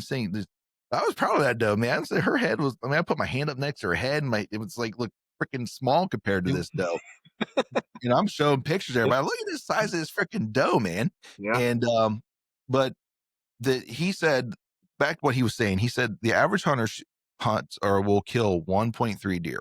1.3. okay, You're allowed to shoot up to 6 deer in Ohio. That's if you don't draw any controlled hunts because those numbers don't count towards your bag limits, except for okay, if it's an antlered yep, deer. You only get one antler deer. It doesn't matter how you got it. One antler deer one only, antler right? deer, okay, And then but if you get those control hunts, if you are like, let's say super, super lucky and you drew enough where you could harvest additional 6, you could eventually get 12 deer in Ohio if you drew like really okay, luckily in the controlled hunts. That's not going to happen, but let's say you had a really lucky year, like you probably should have played the lottery that year too. Yeah. Um, Yeah. during that application process too, Yeah. you could shoot up to 12. He's like, Okay. but 1.3 is the Okay. average amount of deer that are shot, right? If you look at Yep. our doe to buck harvest, it's not 1 for 1, but it's really close. I bet you the ratio is actually still close to that 1.3. Mm-hmm. 1.3. So that it's 1.3 does are being harvested for every buck that's shot in Ohio. And um, the issue behind that is not necessarily the opportunities that we give people, and that's how the states try to they it's the low lying fruit for them is say, let's give people more opportunity to go out and let's give them longer opportunity to go out and manage a deer herd. Mm-hmm. It's No. not, he's like, that's not doing it. It doesn't matter what we make the bag limits, because in Ohio, you used to be able to shoot 18 deer. And whoever on TikTok wants to argue with me about this, you know who you are. Um, you could have shot 18 deer in Ohio at a certain point in time. You can't do it now. They reduced the bag limit down to 6, and Mm-hmm. that was, but it didn't matter even then. Like there are very few people who will shoot more than 2 deer in Ohio. Right. Very few. And he said, doesn't matter if you go to Wisconsin, doesn't matter if you go to Michigan, doesn't matter if you go whatever these states that have these large number of deer you're allowed to shoot. Yep. The average hunter still shoots about 1.3. Now, your guys' average might be a little different. I mean, I can't say that 100% different, No, but it's it's I would say it's pretty close. So because most people they're out hunting. Let's be honest, they're shooting a buck, and once they shoot yeah. a buck, they're done. Mm-hmm. Like I'm done. And Yep. there's a lot of things that go into that. Like I can't just point my finger at this being the exact reason for that culture. Like you have the old timers who, when they grew up, there was hardly any deer, Right. so they don't like to shoot antlerless deer because they're afraid that they're going to reduce The there's deer. some Yep. deep seated Yep.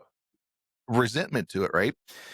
But then you have the ones that just absolutely like just don't want to deal with a doe. They're like, no, I don't have the time to deal with it. I'm out here for my buck. I get my buck. I'm done. Because Yep. you guys are allowed 2 bucks in We're allowed to. Yep. in Michigan. And do you know what your percentage is on the guys on the second buck tag? How many people? It's a lot less. I mean, it's a lot less. To harvest $2 is you have to have like bucks galore running around your property or something like that, or I'm sure guys every year have $2 and can get $2, and that's great. So, Mhm, but no, I don't know the percentage off the top of my head. The they tried to do APRs in certain sections of Michigan, and they make it mhm, super confusing. So, like the overall general rule here, I'll just kind of throw this out there: okay, is your first buck has to have one antler that has to be 3 inches long to be considered an antlered deer. okay, mhm, Your second deer has to be a 4 point or bigger. So when you shoot a deer, you have to debate on, do I shoot or do I tag it with the 3 inch longer antler tag or the 4 point tag on there. mm, okay, It is it is so confusing that guys will shoot deer into, instead of going, I don't want to shoot another buck because I could get in big trouble, because what if mhm, I shoot a smaller buck and I use my 3 inch longer tag or whatever? I forget. It's a 3 inch. It's length in one's point is mhm, basically what it is. So what, you shoot one, and then it's a 3 point.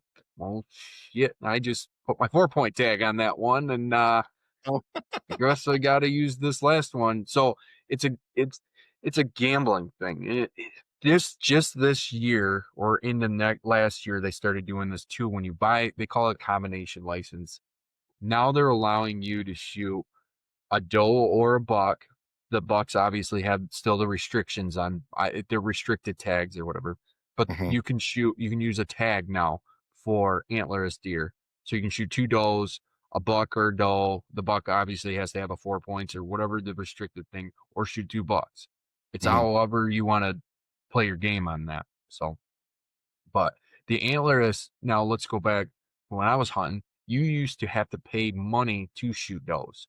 You had to pay an additional amount to shoot does, and that's mhm, why the doe population got way out of control. And it's just what I've seen over the years. And then all of a sudden they're like, okay, now we got to do these big call removals or whatever, where they just go out and just eliminate a whole bunch of them. mhm, So it's it's a fact. It's I gotta think of what that is. Does something in effect. Well, or you do something to one thing and then it affects this side, and we got to take care of this problem. Then it re-affects this problem. It, and that's how it Cause and is. It's it's it's just cause and in effect. cause and effect. Thank you. Mhm. But yeah, that's and you'll see people that hunt in Michigan, and it's tough. It it they make it confusing, so Mhm. you have to really study on what I can do and what I can't do. And there's more can'ts than you can. So instead of just going out there and going like you guys in Ohio, do you have restrictions on your buck tags or whatever? Or is it So just one it's buck, doesn't matter what it is, but it's one? so that's where it's simple here. You have one Okay. buck and anything. So an antler deer is considered any deer that has antlers over or one antler that's over 3 inches. And it just okay. All right. So there's no antler point restrictions, no nothing. You're just Mhm. one antler deer. So Yep. I think that limiting factor there is what makes most people not. I'm not listen when I say this. I'm not mad at Yeah, you, and I'm not I know looking what down you're gonna at say. you. So yep. If you shoot a 1.5 year old buck, that's not my game. I'm not gonna be mad at you for doing it. I'm not gonna bring you down Right. for doing it. It's not my game. But I think that one buck restriction makes Makes you guys more focus makes you focus more on what you're an shooting. older class Yeah. deer, bigger deer, Yeah. all right? Yep. Because you get one, right? Hmm. Um, but at the same time, so here's how it used to be in Ohio, and our deer tags have always been either sex. You paid so at a point in time. It's like I'm sure someone will tell me, "Well, it used to be this." I remember it being like $24 or something like that for either sex tag, right? And that's Okay. what it always used to be. It was you get your either sex tags, and you could shoot your one buck, your one antler deer with it, and then however many does that you would match your bag limit for the area you're hunting. Right. And then they switch to where you have your either sex tags, and now they offer you what they call a deer management tag, which is cheaper. It's like $15 for the tag, but that's to be used on antlerless deer only. Okay. And it used to go out. It used to be only be valid for archery, the early part of archery. So once gun season came in, those tags went out, right? And then they were only good for private land. So you can only hunt, you're going to use them on private land.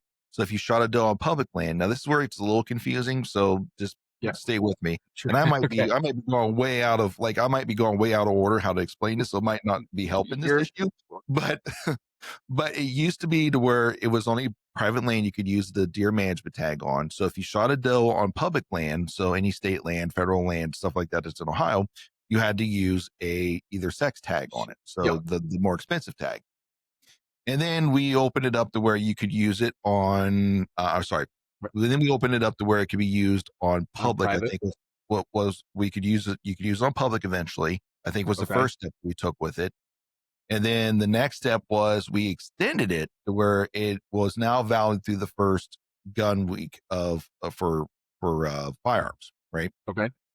But it goes out after that first week of firearms. So we have an extended, we have a holiday weekend, we call it, which Yep. comes in like the weekend before Christmas or a week or two before Christmas comes in.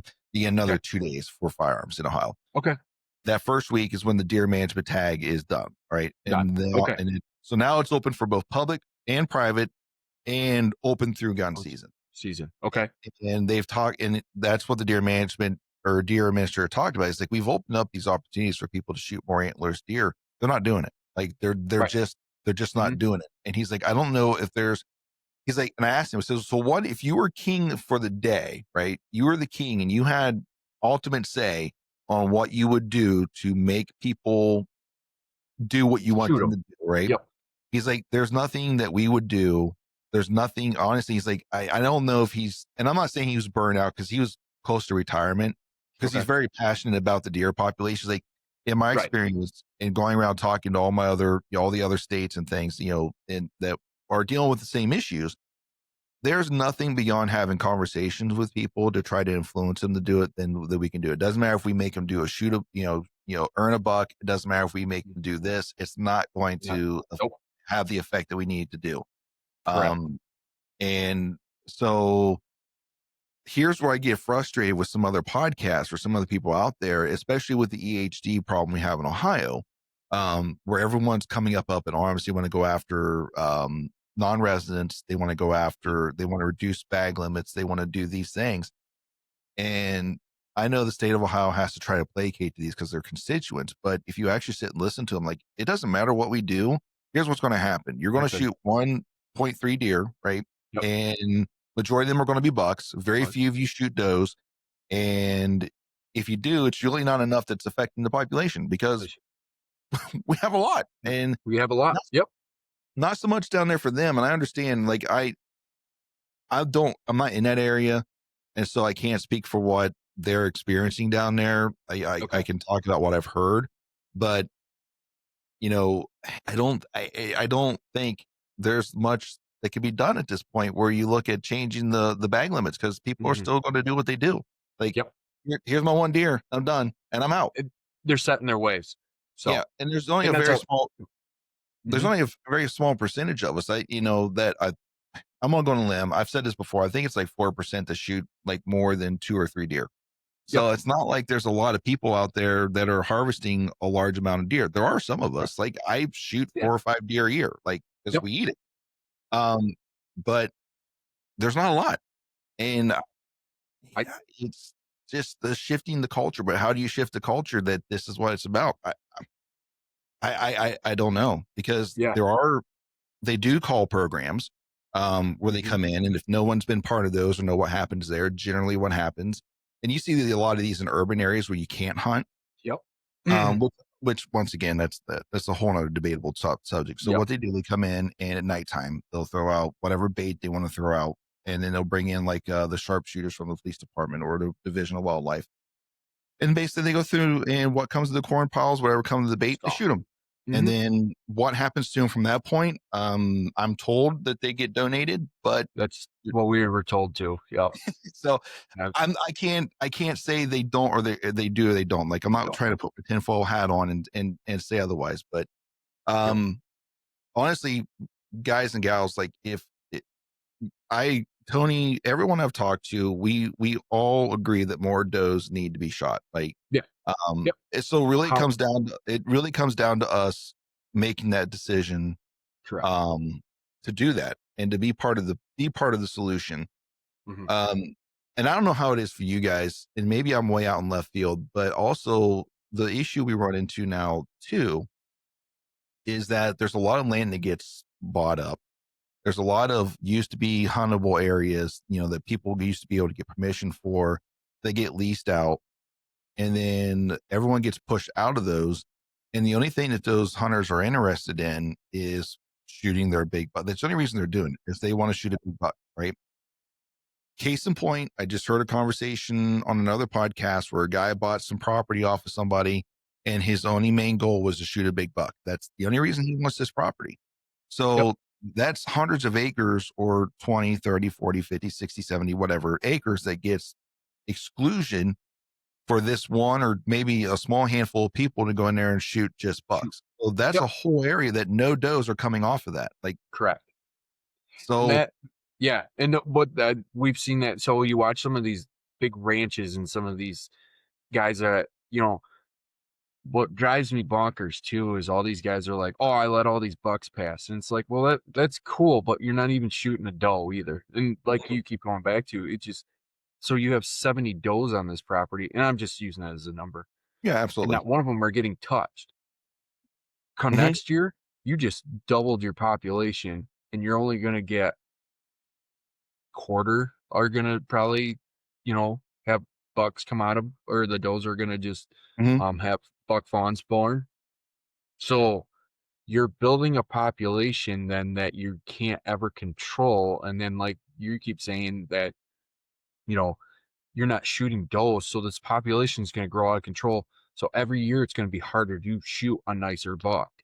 Hmm. So, if you don't shoot does, you're putting more stress on what you're doing, and it's we see it now because I guarantee you we have more year and a half old and 2.5-year-old bucks running around than we do a 3.5, 4.5, 5.5 all combined. The big Hmm. study that they were doing that the Michigan 2MA were doing, they showed that. And I mean, after 2.5, it drops off on, 3.5-year-old bucks and all that. Like there's a significant drop off after that. So, I hate and to tell if, you this. like I said, this, it's crazy how $1. much stress. Go ahead. I hate to tell you this. $1. Yeah. Drop it down to being a $1 state, and that will start to change. Kind of Amen, like brother. That's a, oh yeah, man. that will I no, I mean, that's, just do it. Just be done with it. If you want that will second start tag, yes, that will you go. start to change. No, no, I guess I just, where they keep like, the guys that let these, they're like, oh, I don't shoot anything under a 120 class and all that stuff. And good luck trying. That the whole class thing too, that's another thing that drives me nuts too, where guys are like, oh, I can measure this buck out. But I, I've done the classes. I've done, they show you how to measure it based on all this stuff. Mm-hmm. And less than half the class or whatever, people are like, oh, it's this class. And the guy's like, no, it was this size. It was measured out to this. And they're way off. So Mm-hmm. one of those things that drives me nuts. I'm like, just shoot the buck that makes you happy. Honestly, if Amen. it's a basket rack 8 point, man, my my dad shot a nice. His biggest buck to be was a 2.5 year old, and it was, I think it just probably hit 100 inches. Mm-hmm. Biggest buck he's ever shot in his entire life. He shot last, 2 years ago. I probably the happiest he's ever been. He thought this is gigantic. Shows all his buddies, just awesome. Mm-hmm. But That's these awesome. guys that, shoot these nice bucks and all that, it's like, how do you ever, every year you shoot one, you have to just do that much better the next year. And you have to Mm-hmm. do that much better. You're shooting for goals then are going to be sometimes almost impossible. And then going back to the point, then you'll never shoot any other deer. And then we're back to square one here of not harvesting those, harvesting younger bucks if we had Mm-hmm. to. So you're shooting, you're basically putting your goals continuously out of reach every year. If Yeah. you have that property that grows monster bucks every year, outstanding. I mean, you are, like you said, the lottery guy that can, get all this. So, but yeah, Uh, I don't know. We're gonna get on a soapbox that'll just. I think you and I are on the exact same page of where we're I going with this. But I yeah, think I think we are, and don't worry, it can't be any worse than the last podcast that's up right now because no, we start talking about baiting, and I had a couple shorts from that. And boy, did that bring out turn some some of the people great up. great comments on that one. I took a screenshot of what I said to the guys on the podcast. Said, "Hey, you made a friend." this guy was like, this guy was irate. I'm like, Oh listen, yeah, like it's not even the point of the podcast. Like I understand the shorts are there, and I'm not even trying to rage bait people by those no, because I honestly I don't even pull those. Like those are all pulled by AI. I might go through and edit some of them so where they end or start at a more natural point. But other than that, it's what the AI thought was a good thing. yeah, Um, but I'll tell you this here too, and I'm learning from fire department stuff too from over the years is what's the one thing that drives people to make comments on or anything like that? It's controversy. You mhm, draw anybody in by controversy. mhm, So we built a easily. fire department. Oh, we built a fire station, a brand new fire station. And my God, if you're gonna raise my taxes and do all that, we got more publicity out of all of that that made us look outstanding. Look at this brand new station and the Mhm, coverage areas now we can do and all this stuff. mhm, So when it comes to bow hunting, if you just like you said, you talked about something that is super controversial, baiting. mhm, Look at what just happened. How many views you got on that video? How many, you know, dislikes and likes you got on it? How many people commented against the guy that probably said all these bad things about baiting? It's terrible. And people are like, no, I bait since I was 10 and it's the only way I hunt. And but you've yeah, now just suckered people into that one spot, man. Controversy is what drives people to all this podcast and all this stuff. It's what keeps, I mean, people will tell you right now that what we're talking about, that's terrible. That you guys can't do that. You're watching it. you're You're watching it. listening to You us. at least heard it, and then you commented on it, which hey, whatever. I Yeah. mean, I've Thank said you. before, like, hey, you know what? You can write what you want. Just I'm happy you wrote a comment. Yeah. I've not responded back to those guys yet. I'm Sorry. like, I don't think No, I'm you're going good. to. I just let it go. I'm like, no, I'm out. Um, but there's been a couple I have responded to, and Hmm. most likely, like most of it's like I just kind of I just like listen. I appreciate your guys' comments, and everyone has their opinions. I really appreciate you guys took the time to write Yeah. something in, and I don't get engaged in a debate with them, because I don't. Baiting is baiting. It is what it is. Yeah. Like I don't really No. have a Yeah. strong. I don't have a strong opinion for or against it currently. But No. it's legal here. We do it. It is what it Yeah. is. But I know And not everyone I'm agrees. yeah, exactly. And it's just the point of, everybody's got an opinion. So Mhm. what? So, but like you and I can probably disagree on the bows we shoot. So, but if you can justify in why you shoot this type of bow and I shoot that type of bow, maybe I am missing something and I never seen that. So, or, Oh you know, yeah. oh my gosh, gun hunting up here. Holy smokes, man. I only use shotguns. Well, now we can shoot straight wall cartridges. Now everybody goes to straight wall cartridges. And it's like, my God. Then people are like, well, those are stupid. And, I'm only going to go rifle hunt. We have a rifle line in Michigan, but basically they're like, I only go rifle hunting and, crossbows or cheater bows and all this stuff. And it's like, Oh. you have, you're just yelling to yell to hear yourself. And it's like, my gosh, it's like, Yeah, yeah, that's how it is here too. so you drive a truck, whoop de doo. Somebody likes a car. Everybody's got, yeah, that. You drive a So, Ford? Oh, only yep, Chevy's drive a here. Ford. Yeah, Nope, yeah, nope. That Dodge Ram don't belong here, boy. exactly. So, and Uh, it it's funny that we joke about it, but there's some people that just take this stuff to heart, and it's oh, like, just open your mind just one time to go, maybe I should try this way of doing something mhm. or that. Yep. Or just listen. It is what it is. Just Just let it listen. go. Just Yeah. let it So you get go. super upset with it, but just listen. Just hear Yeah, people out. that's Sometimes hard. you'd be like, "Oh, well, I guess I never looked at it that way," or, "Yeah, maybe." That's hard. No, That's hard to do, though. That is hard to. it That is. is hard for a lot of people to do because It is. you start throwing emotions into it rather than logic.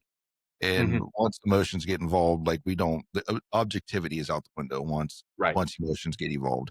And that's what is hard about our line of work, though, is trying to keep the emotions out of some of the things that we Mhm. deal with. Because, we see, law enforcement, we deal with the pedophiles, we deal with, a lot of Yep. children that get victimized, or just elderly that get victimized, or just anybody gets victimized in general. Like Minimize. Yep. it's hard to keep the emotions out of it. You Yeah. guys, you guys deal with the house fires where people get trapped in it, or children get trapped in those, Yep. and or bad car wrecks, or these things. It's hard to keep the emotions out of it because we're human like everyone else. Yeah. And but the first thing they try to tell you to do is like, hey, keep your emotions out of it. You got to keep the objectivity to this. Mhm. And don't focus on those emotions because you're going to making maybe some critical mistakes Mm. that you Yeah. otherwise wouldn't have made. But I get it. 100%. Yep. I get it. No, we get it. Yep. It's just what we were I not trained to do, but something we learned through the process of what we do in our career paths, though, Yeah. is you you know what you need to do and you just do it and Hmm. you do it to the best of your ability, and then, yeah, the emotions will play effect in it once Yeah. everything's said and done, but Right. yeah. But then you learn how to deal with those and, yeah, you move on from that, so, You yeah, absolutely do. man. You Yep, do. but You that do. seems Or you're done. One of the two. that's So, small and still here doing it. well, man, I think we've covered a lot Lot. today. Is there Mm. anything else you want to cover on those hourglass? Because we started to stray from those on No. some other I I tangents. no, we're good. We just went off on a tangent there, but, no, like I said, so just kinda narrow everything, big plots, there's time and place for them, and then, Hmm. ultimately, overall, it's just if the deer need that major food source there, that's when, a big plot is probably your better option instead of multiple little ones. So, Hmm. um, that's kind of how we look at big plots is it's more for the overall herd and the overall attraction to your property is why you would establish these bigger plots. So, Yeah, no, that makes sense. I mean, even people with and I think we touched on a good point too. Even people that have like a lot of ag in their area, listen, if it's agriculture, they're probably going to harvest it. Very few farmers let yep, their stuff sit over winter, because it's their livelihood is all that it's, cash crop. So that yeah, they have to get it off. Yep. So they're going to harvest it, and that then, like we said earlier, is pretty much the equivalent of you just dumping out a pile of corn and then not refreshing it because eventually it's Mhm. going to go, or soybean or whatever it is, right? Yep. It's gonna it's a finite source and it's going to go, which then where your food plots then comes in handy because of they're going to be there, you're maintaining them, and they're going to be available for the deer to come to once those other destination sources have been reduced. Yep. Which hopefully you have a season that goes long enough to where you can really reap the benefits of those. But hey, it is what it is. Is yep. Well, Yep. Tony, I don't think I have anything else to add to the conversation. Is there anything else you can think of? No, I just, you know, utilize what you have and build a plan for your property is the biggest thing I can say. I mean, you know, look at maps, really study what your property is. I mean, a lot of the times too, I just tell people literally go on Google Maps or Google Earth or whatever mapping system you have, Hmm. print it off and literally draw trails on there. And they'll all lead you to where you can go, man, right here. If I put a food plot here, multiple trails cross this area. Or, maybe I put a water source because this is where they all kind of funnel into. Just take the time to just really study what you're doing. So, and that Hmm. goes for even like state land and everything like that. Just walk around after season or whatever and draw out trails or map. I mean, my gosh, these cell phones with the Onyx and Hmm. Hunt Wise and all these mapping things, you can literally track the trails. You could Hmm. track every single trail and it's put right on the map of where your area is and you can build everything right there. It's so much easier nowadays to do all this stuff. So, It is. it's just take the time to do your studying of everything and then, Hmm. putting it on paper basically and then, you know, start building your designs out of there for your plots and your micro plots and water sources and anything and everything. So, Right. right. Well, I think that's a good place to leave it because we got at Yeah. least one or two more episodes to get through. I think next episode we're going to talk a lot about screening because we Cover started to screening. mention it. We started mentioning it here, but I think it deserves its own episode. Yeah. Because there's a lot of different uses for screenings. And even that's me coming from my ignorant point of view. You're going to have a lot more in-depth ideas on this, but just me understanding it, like, I'm creating screenings to get to my food plots. We're creating screenings to get to my hunting locations. We're creating screenings to divide food plots. Like there's so many intricacies to it. Yeah. And that's just on my limited base of knowledge of what these things can do. So I Mhm. can't wait for that episode, which will be the next one everyone will get to see. And then we will get together and I think we'll have some off air conversations about how we want to do the final episode about mapping out an area or kind of looking at it, how we would plan or how you would plan an area out for somebody. Absolutely. So we'll work on the details of that, but I think we're in a good place to leave it. You want to go ahead and drop your socials and stuff? I know we've done this every episode, but we'll do it Yeah. again in case someone's just Um, joining us. so red light, basically we're on Facebook, Instagram. It's red light, either red light FPSC at Facebook or Instagram, either Mhm. one. So, uh, online, our website's still under construction, but if you go on our Facebook, it'll bring you a link to my website there. Mhm. Um, and then, like I said, we'll do a lot more updating come next year. Um, so the website I just put that together about a year and a half ago. So with that, just call or mostly online. We do a lot more social media stuff. So Yep. message and you'll probably get a hold of me and then I'm always willing to chat with anybody about food plots in general, ideas. So that's the nice thing about us is basically you got you talk to a person, not a bot. Mhm. I'm going to tell you Right. my experiences. You can agree or disagree, but I will tell you everything I know in the food planning world. So, yeah. So, Well, that's a good trait to have. That's a good thing to have because, like you said, there's a mhm. lot of time you go to a company and you're talking to some chat bot and something, and Or may you not be talk to somebody totally what. who, yeah, or you talk to just people that generally are there to just be a sales consultant type thing. And then, they're trying to help you with very limited knowledge. So, Yeah, and they're trying to revert back to a script that you wrote for them. Roll. Like, Yeah. Yep. here's your script, stay to that. Okay. Mhm. So, Definitely. yeah, But I've ran into that too. Well, Tony, I appreciate you taking the last 2 hours to talk with us, man. yeah, This one turned out to be a pretty good one. I mean, it's going to be a good one. Oh, they've all been good, but this was a good discussion on this one. yes. About all No, the different. yeah. Everything we went over, it was, yeah. It's always fun chatting about hunting. Yeah. Any way we talk about it. So Doesn't matter how many rabbit holes you find. It's always a good time. So, but man, like I said, I do appreciate you taking the time and sitting and chatting with us and spreading your knowledge and stuff. And look forward to the finishing up this series with you. And then, but we'll be in touch over that. So, absolutely. ladies and gentlemen, I appreciate y'all for sitting and listening to us for the last 2 hours discuss large plots. If you've not seen the other episodes, please jump back, start from square one of these episodes, because I think it'll make more sense to you if you start at square one and go to episode 2, then 3, and then eventually 4, and eventually the 5th one.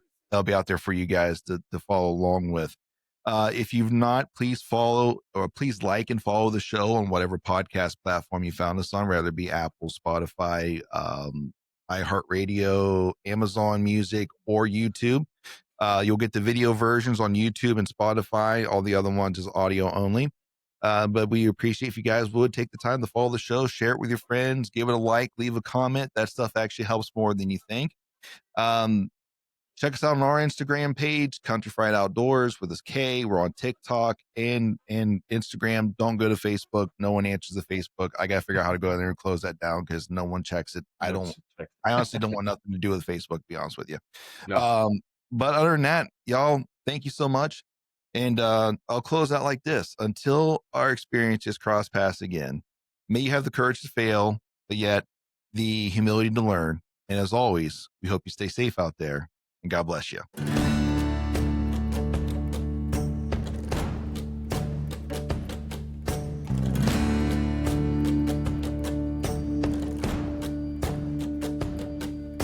Thank you for listening to the Country Fried Outdoors Chasing Your Experience podcast.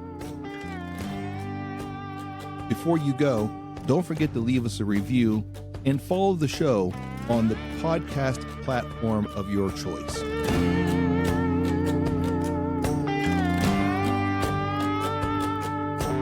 Are you hungry for more Country Fried Outdoors? Then follow us on Instagram at Country Fried Outdoors or subscribe to our YouTube channel at Country Fried Outdoor Productions.